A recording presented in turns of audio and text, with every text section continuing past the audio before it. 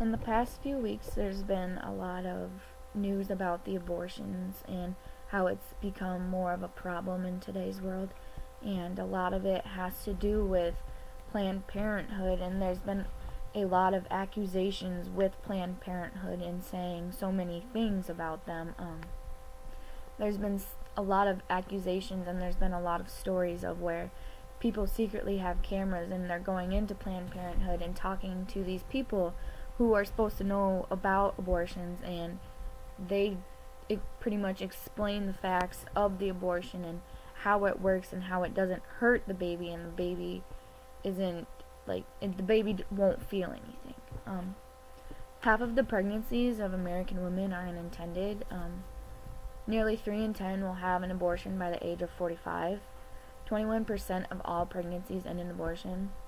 When you think about that, that's a large number of people who unintentionally get pregnant, and then they can't take the sacrifice of their life because they'd rather sacrifice someone else's, which is inside them, to be able to live farther and have a better future, because they weren't mentally prepared to have a baby. And I don't think that's right on any level, and I feel like every person should have a choice in whether they get to live or not.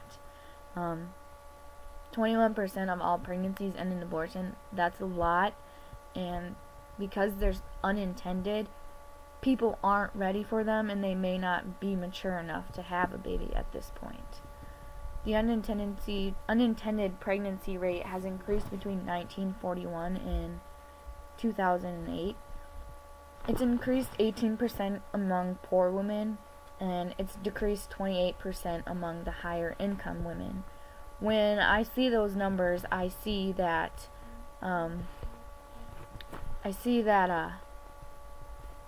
poor women who are getting pregnant, they aren't going to be financially stable, and they won't be able to support themselves and a baby, because taking care of yourself is a lot of money, and to add on to a child, he needs diapers and food and all the necessities of to be a baby.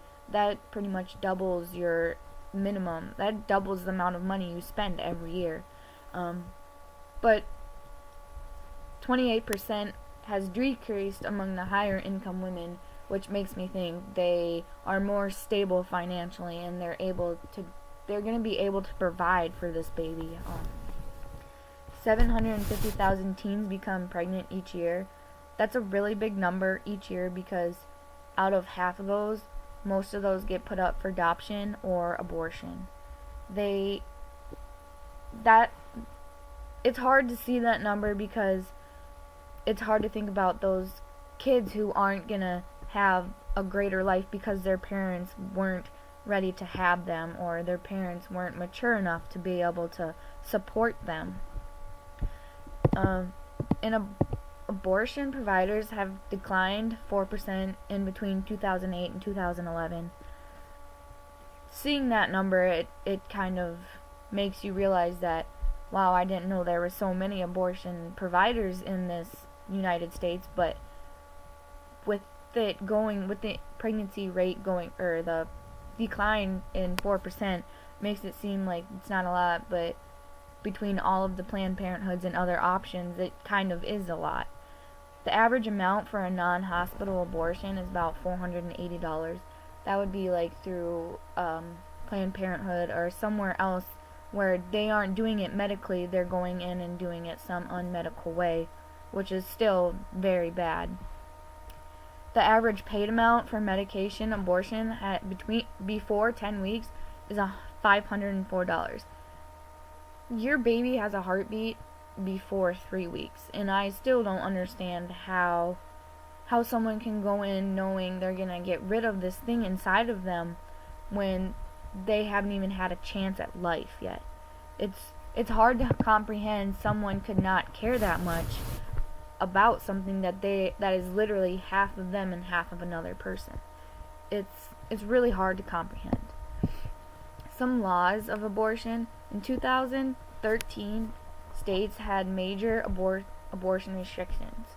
Now that makes you realize that states are kind of coming into it that abortions aren't right and that we shouldn't be providing them, and it's scary to know that it's taken this long to notice that abortions shouldn't be used and they shouldn't be offered to some parents. 27 other states fell into this category by 2013. Congress banned the use of federal Medicaid funds to pay for abortions. And I agree with that, because when you go in and apply for Medicaid, it's to help you get started and build your life up higher and have a starting point. I don't think that it should be used to end some point of someone else's life. In conclusion, it's really sad and confusing that it's taken this long to recognize that abortions shouldn't be an option.